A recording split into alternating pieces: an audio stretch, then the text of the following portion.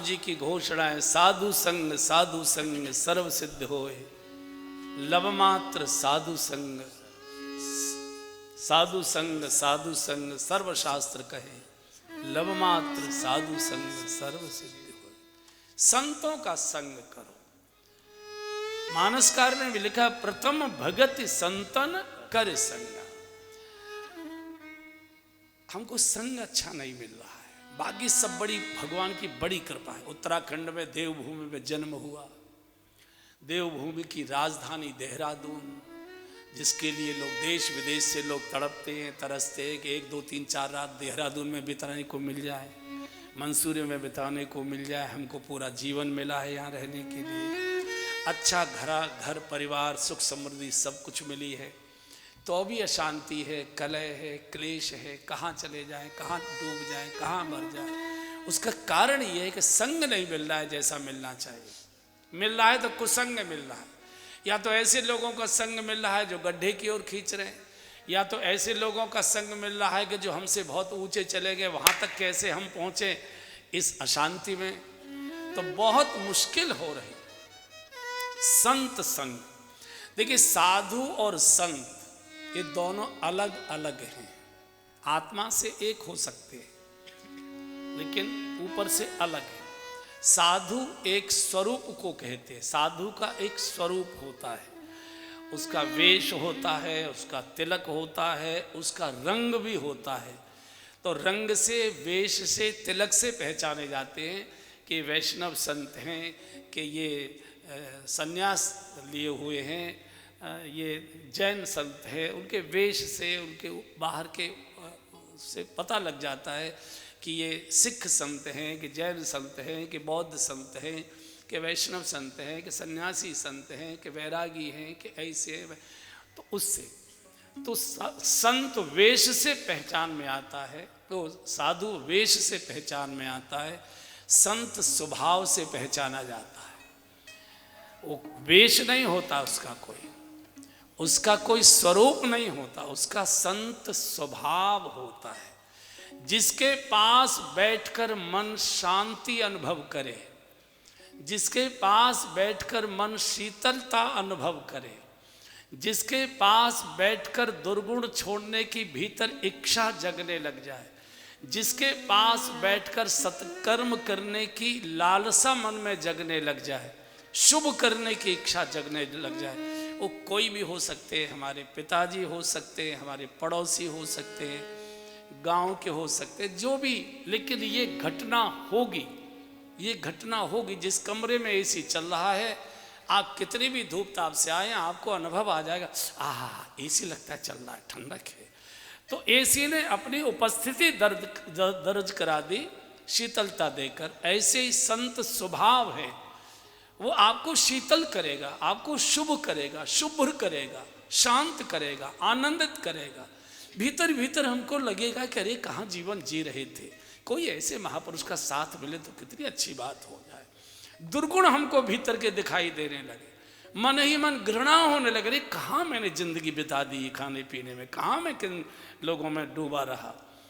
तो कबीर इसी संत को कहते, संतन के संग लागरे तेरी अच्छी बने। और अच्छे अच्छे लोगों की बिगड़ती है कुसंगियों के साथ बैठने से। अच्छे अच्छे लोग कुसंगियों के साथ, जिनके पास, मुझे एक बार पत्रकार सम्मेलन में एक पत्रकार बंधु ने पूछ लिया, हमने कि उन्होंने कहा कि इस कलकाल में कौन सा पूजा, कौन सा पाठ करें जिससे आदमी अच्छा बन जाए, ऐसा उन्होंने एक प्रश्न किया। हमने कि मेरी ये मान्यता नहीं है कि केवल पूजा पाठ से कोई आदमी अच्छा बन सकता है। अगर पूजा पाठ से ही व्यक्ति अच्छा बन गया होता तो घर घर में हर व्यक्ति कुछ न कुछ पूजा पाठ करता है। फिर भूचाल क्यों आया हुआ है, तूफान क्यों मचाया है, अशांति क्यों है समाज के अंदर, चीज़ें क्यों? हर घर में ठाकुर जी विराजमान है, गोपाल जी किसी न किसी रूप में विराजमान है, कुछ न कुछ टंट घंट पूजा पाठ होता ही है, करते ही हैं सब लोग कुछ न कुछ। तो स्थिति क्यों हो रही? तो पूजा पाठ करने से ही केवल अच्छा व्यक्ति नहीं हो सकता। पूजा पाठ भी कई बार हम अपनी बुराइयों को माफ कराने के लिए करते हैं, डर के कारण भी करते हैं। हाँ, अच्छा आदमी पूजा पाठ में उसका मन लग सकता है। एक समस्या सार्वदेशिक है, ये सार्वदेशिक और सबकी है। हो सकता है देहरादून वालों की न हो। कई लोग कहते हैं पूजा में मन नहीं लगता, पूजा में मन नहीं लगता, पूजा में मन इधर उधर बहुत भागता है। उसका कारण क्या है? पूजा में बैठते ही हमको अपने पाप दिखाई देने लगते हैं, अपने दुर्गुण दिखाई देने लगते हैं, इसलिए वो घबराहट होती है, क्योंकि सामने भगवान के रूप में बाप बैठा हुआ है। तो इसके कारण से वो मन लगेगा ही नहीं। कितने भी रह करके आप स्तुति गाइए, मन आपका वही जाएगा जो कर रहे थे, जो जी रहे थे। आपका मन बार बार या तो उसके आकर्षण में जाएगा या उसकी घबराहट में जाएगा, अरे मैं क्या कर चुका हूँ, कैसे होगा, क्या होगा, ये स्थिति आती है। तो मुझे जो प्रश्न किया, मैंने कहा भाई अच्छा आदमी बनने के लिए मेरे अनुभव में, अब तक का जो मेरा अनुभव हुआ है, बहुत लोगों से मिलना जुलना होता है, हजारों लाखों क्या करोड़ों से भेंट हो आ गई होगी इस बीच में। 30-35 साल से हम सारे देश दुनिया में घूम रहे हैं। मुझे एक ही सूत्र समझ में आया, अच्छे बनने के लिए किसी अच्छे व्यक्ति के साथ बैठना शुरू कर दीजिए, समय निकाल कर। फिर बोल रहा हूं, अच्छा व्यक्ति बनने के लिए किसी अच्छे व्यक्ति, अच्छे आदमी के साथ बैठना शुरू कर दीजिए। उन्होंने फिर मुझे एक प्रश्न कर दिया कि इसका बैरोमीटर, थर्मामीटर क्या है कि आदमी अच्छा है? जैसे बुखार नाप लेते हैं, ऐसे कौन सा थर्मामीटर है जिससे नापा जाए कि आदमी अच्छा है? इसे और बताइए। मैंने कहा अच्छा कौन है ये तो मैं नहीं बता पाऊंगा, लेकिन किसके पास नहीं बैठना चाहिए ये मैं बता दूंगा। चलो यही बताइए। हमने कहा जिसके पास छुपकर बैठना पड़े, चोरी से जाकर बैठना पड़े, जिसके पास जाते समय कनखियों से बाएं दाएं देखना पड़े, कोई देख तो नहीं रहा है, जिससे मिलकर निकलें, जहां से मिलकर निकलें वहां गेट से आते ही पहले बाएं दाएं देखने की इच्छा हो कि कोई देखने वाला, पहचानने वाला, परिचित तो नहीं खड़ा है, तो ऐसा व्यक्ति मेरी दृष्टि में अच्छा नहीं है। कृपया उसके पास मत बैठिए। बाकी सब अच्छे हैं, चाहे जिसके पास बैठ जाइए। और ये हम सबके अनुभव है। मंदिर जाते हैं, गुनगुनाते जाते, भैया राम राम, राधे राधे, जय जय शिव, कैसे हो, कोई कीर्तन, कोई हरिनाम, कुछ लेते जाएंगे। मंदिर से भी निकलेंगे, गेट पर खड़े होगा, अच्छा आप भी आए हैं दर्शन करें? हाँ आते हैं, कभी कभी रविवार को मौका मिल जाता है तो आते हैं। अच्छा अच्छा, बहुत अच्छे, बड़े सुंदर दर्शन है मंदिर पर, आप ये करते। जब सायंकाल मदिरालय जाते हो तो कनखियों से बाएं दाएं क्यों देखते हो? कोई देखने वाला तो नहीं। जो वहां से निकलते हो तो आड़े तिरछे होकर देखते क्यों? इसका अर्थ है कि वो जगह अच्छी नहीं थी, वहां जो बैठते हैं वो लोग अच्छे नहीं है। तो अच्छे लोगों के साथ बैठो। कबीर कहते संतन के संग लाग रे तेरी अच्छी। तो भगवान का रूप स्वरूप, उनके नाम गुणगान से जो भगवान को समर्पित, उनका समर्पण कर देता है, भगवान उनके नौकर बन जाते हैं। पग चापूं और सेज बिछाऊं, नौकर बनूं हजाम। नौकर बने, नाई बने, हजामत की है उन्होंने। भगवान ने हजामत के सेन नाई, हमारे रीवा नरेश, रघुराज प्रताप सिंह, उनके सेन नाई, जैसे पहले बड़े लोगों के, ठाकुर साहब के, उनके नाई आते थे, मालिश करते थे, दाढ़ी आड़ी बनाते थे, स्नान के लिए पानी वानी गर्म करते थे, कुएं से खींच कर लाते थे, उनकी सेवा करते थे। तो राजा साहब की सवेरे स्नान कराने जाना, मालिश करना, हजामत बनाना प्रतिदिन। कई लोगों को आदत होती है कि रोज सेविंग करते, ऐसा होता है ना, बड़े लोग जो होते हैं। हमको तो सेविंग करने में बहुत ही मुश्किल पड़ता है। जब देख लेते हैं कि मुझे ही खराब लग रही है तभी खुरसते हैं, तो बहुत ही मुश्किल पड़ता है। तो ये करते थे। सेननाई का स्वभाव था, ये भी साधु संगी थे। एक दिन राजा ने कहा कि सेन कल जरा जल्दी आना, आज आगरा बैठक है, तो सब राजाओं को बुलाया है बादशाह ने। तो जल्दी नहा धो के तैयार हो जाएं तो जल्दी निकल जाएंगे। ठीक है, आज जल्दी बुलाया था और आज ही गड़बड़ हो गई। एक संतों की टोली चित्रकूट जा रही थी दर्शन करने, तो सवेरे सवेरे ये अपनी पेटी लेकर निकल ही रहे थे घर से। संतों का समूह देखा, ओहो गदगद हो गए, आज तो संत दर्शन, अब तो लगता है भगवंत कृपा अवश्य होगी। अंदर गए, पेटी रखी और ले आए। बोले महाराज अभी कहाँ जाओगे, प्रातःकाल का समय, आइए स्नान आदि से निवृत्त हो जाए। बोले नहीं हम तो चलते हैं मंदाकिनी जाकर। बोले अरे मंदाकिनी अभी बहुत दूर है, चित्रकूट बहुत दूर है, कहाँ पथरीले मार्ग में बड़ी देर लगेगी, स्नान आदि करिए, बाल भोग करके जाइए। खुशामद की संतों का तो यही हाल है, जो रोक ले सो बैठ गए। उस समय कोई टोटी टंकियां तो थी नहीं, कुएं से पानी खींचे नहलाए, कुएं से पानी खींचे, और कोई मुफ्त का मिल जाए तो और ज़्यादा आदमी मलबल के नहाता है। खूब देर हो गई। श्रीमती से कहा कि बढ़िया सूजी का हलवा बनाओ, ये बनाओ। उस समय ये ढोकला फोकला चले नहीं थे, ईजा पिज्जा भेजा ये नहीं चलते थे, तो कुछ जो भी खीर वीर जो कुछ भी बनवाया होगा, सूजी का हलवा, उस समय सबसे बड़ी मिठाई होती थी। देर हो गई। उधर राजा बार बार सेवक को पूछे, सेन नहीं आया अभी, नाई नहीं आया अभी, सेन नहीं आया। बोले महाराज अरे और दिन समय से पहले आता था, आज जल्दी बुलाया नहीं। और इतने क्रोध में आ गए, इतना समय निकल गया वहां से जाने का, और इतने क्रोधित हो गए कि आज सेन को जिंदा नहीं छोड़ेंगे। भगवान को लगा कि ये तो मेरे संतों की सेवा में है, और इसको अगर दंड मिलता है तो ये तो मेरी बदनामी होगी, ये तो मुझे अपराध लगेगा, वो तो मेरे ही सेवकों की सेवा कर रहा है। भगवान द्वारकानाथ स्वयं नाई का सेन का वेश बनाकर, ये तो संतों की सेवा में थे, उसकी पेटी लेकर आ गए। और राजा साहब थोड़ी देर हो गई, नहीं नहीं अभी कोई ऐसी देर नहीं हुई है, समय ही है अभी आप। और बस महाराज को बिठा लिया। कटोरा, सुवर्ण के कटोरा होते थे राजाओं के, उसमें सरसों का तेल, और पहले तो चंपी करने लगे बढ़िया ऐसे। तो महाराज कहते हैं सेन मालिश तो तुम रोज करते थे, आज तुम्हारे हाथ में क्या जादू हो गया है कि मेरा सिर पकड़ते ही मेरा सिर इतना हल्का हो गया, ऐसा शरीर को आनंद मिल रहा है। मालिश तो तुम रोज करते थे, आज कौन सी ट्रेनिंग लेकर आए हो, कौन सा हाथ चला रहे हो? बोले नहीं राजा साहब, आज तो आपका बड़प्पन है, या तो महानता है, मैं तो वही आपका सेन हूँ नाई, कोई। अब ये कहाँ मालूम है कि जगत का बाप कर रहा है मालिश, ये तो मालूम नहीं। पूरी बढ़िया। तो भगवान ने एक लीला ये की कि कटोरा जो तेल का था वो राजा के सामने रख दिया भरा हुआ, और वहीं से झुककर ऐसे तेल ले, फिर शरीर पर लगाए, ऐसे ऐसे करे। तो जब राजा कटोरा के अंदर सामने देखते हैं, निगाह सामने जाती है, तो उसमें भगवान श्याम सुंदर मुरली मनोहर भगवान श्री कृष्ण की छवि दिखाई देती है। और उनको लगता है ये भगवान इसमें कैसे दिखा। पीछे देखते तो सेन है। बड़े चक्कर आ गया, राजा बड़े तंग हुए।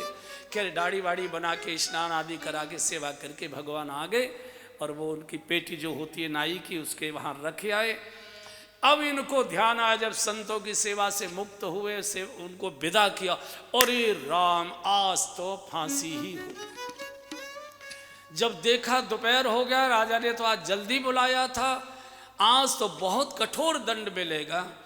तो लदर पदर भागे चले आ रहे हैं, पेटी लिए बगल में। तू द्वारपाल ने रोका, दरबान ने, अरे सेन क्या हुआ, कुछ भूल गए क्या? अरे भैया कैसी बात करो, आज देर हो गई, आज महात्मा कुछ मेहमान ऐसे आ गए, अटक गया, और आज ही जल्दी। अरे अरे अभी तो तुम हजामत बना के।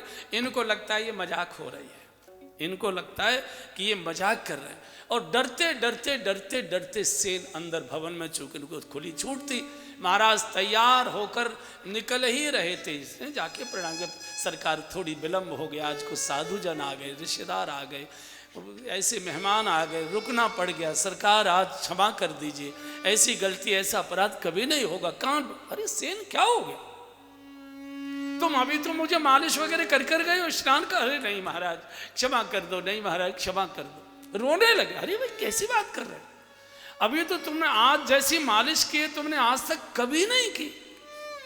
बोले मैंने? बोले और कौन था? बोले मन में सोचा कि मैं तो नहीं था। जब आंख बंद करके सेन ने देखा तो भीतर हृदय में भगवान मुस्कुरा रहे, सेन चिंता मत करो, आज तुम्हारा काम मैंने कर दिया, मौज मारो। और जैसे ही अनुभव हुआ, भगवान द्वारिकानाथ मेरे कारण नाई का वेश बनाकर राजा की सेवा करने आए। उसी समय सेन ने वो पेटी जो थी हजामत की राजा साहब के चरणों में रख दी कि राजा साहब आप बड़े भाग्यवान हो, सारी जिंदगी भगवत भजन करते मेरी निकल गई और भगवान का दर्शन आपको हुआ है प्रभु, ये पेटी आपको समर्पित, अब छोड़ दी नौकरी। वो पेटी उस दिन से सेन को दर्शन करने महाराज उनके द्वार पर जाने लगे और वो पेटी पूजा घर में वर्षान वर्ष पीढ़ियों तक चली आई। सेन की वो पेटी जो भगवान श्री कृष्ण ने सेवा के लिए स्वीकार की। तो भगवान है ये, पग चापू और सेज बिछाऊं नौकर बनूं हजार, पग चापू और सेज बिछाऊं नौकर बनूं हजार, अरे हाँकूं बैल बनूं गढ़वाना बिन तन भारत मान, अलख की रखता बनी मैं तो हूँ संतन को दास, संत मेरे मुकुट मणि, मैं तो हूँ संतन को दास। इसलिए शंकर जी ने कहा हे पार्वती जी, इस बहस में तुम मत आओ कि निर्गुण सगुण कैसे हुआ, निराकार निराकार कैसे हुआ, अव्यक्त व्यक्त कैसे हुआ, कण कण में वास करने वाला और जन्म लेकर क्यों आया, जगत का मालिक एक राजा का बेटा क्यों बना। इस बहस में तुम मत जाओ। भगवान का अवतार कब कब होता है, जब जब जब जब होई धर्म के हानि, जब जब होई धर्म के हानि, बाढ़हि असुर अधम अभिमान, सब गाई बाढ़हि असुर अधम अभिमानी, करहि अनीति जाई नहीं बरनी, करहि अनीति जाई नहीं बरनी, सीधहि विप्र धेनु सुर धरनी, सीधहि विप्र धेनु सुर धरनी, तब तब प्रभु धरि विविध शरीरा, तब तब प्रभु धरि विविध शरीरा, तब तब प्रभु धरि विविध शरीरा, तब तब प्रभु धरि विविध शरीरा, हरहि कृपा निधि सज्जन पीरा, हरहि कृपा निधि सज्जन पीरा। कब कब बोले, जब जब अधर्म अत्याचार अनाचार दुराचार पापाचार व्यभिचार मदिराचार मांसाचार सीमा उल्लंघन कर जाए, लेखनी लिख न सके, धरती के धैर्य धारण करने की सीमा समाप्त हो जाए, साधु गाय ब्राह्मण ये रोने लगे, अब कौन बचाएगा, अब क्या होगा, कैसे जिएंगे, ऐसी स्थिति हो जाए। उस समय हे देवी, भगवान इस भूमि के भार को हरण करने के लिए, दुष्टों का दलन करने के लिए, धर्म की स्थापना के लिए, साधु गाय और ब्राह्मणों की सुरक्षा के लिए और भक्तों के साथ रस भरी लीला क्रीड़ा करने के लिए, जिस समय जैसे रूप की आवश्यकता होती है तब तब प्रभु धर विविध शरीरा, भगवान निराकार से निराकार हुआ करते। और इस पर बहुत बहस में जाने की आवश्यकता नहीं। जिस बात को बहुत बड़े बड़े शास्त्रार्थ महारथी भी नहीं समझ पा रहे, वो पोथी लिए लिए घूमते कि पहले हमको बताओ कि भगवान मनुष्य कैसे हो सकता है, किसी के गर्भ में कैसे आ सकता है, ये कैसे हो सकता है। ऐसे जड़ लोगों से कोई बहस करने की, समय खर्च करने की कोई आवश्यकता नहीं है। जिनसे भजन नहीं होता वही शास्त्रार्थ की ओर भागा करते, जिससे भजन होता है उसको तो आनंद मिल रहा है, डूबा हुआ है वो। ऐसे लोगों को हाथ जोड़ दो, प्रणाम कर दो, रास्ता बदल दो, माफ़ी मांग के चले जाओ, बहाना झूठा बहाना बना दो, जरा दवाई लेने जरूरी जाना है, बाद में कभी देखे।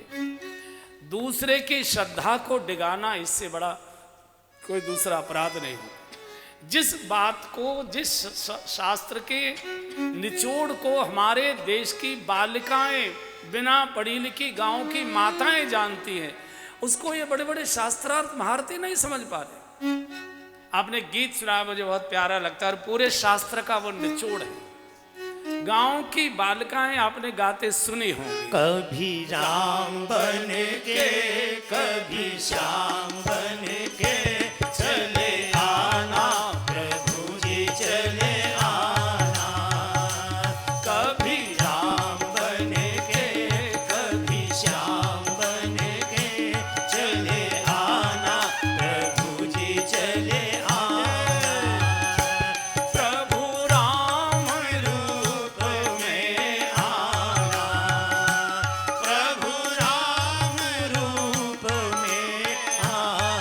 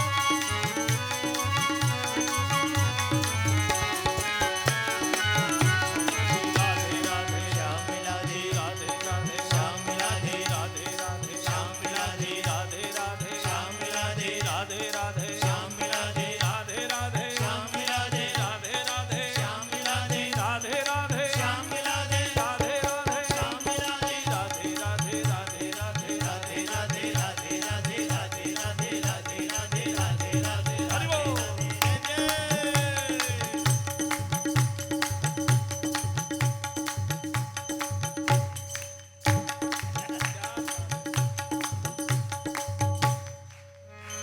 जय जय श्री राधे। ये सूचना स्थायी है, जिसके भी हाथ नीचे वही नरक में। जय जय श्री राधे।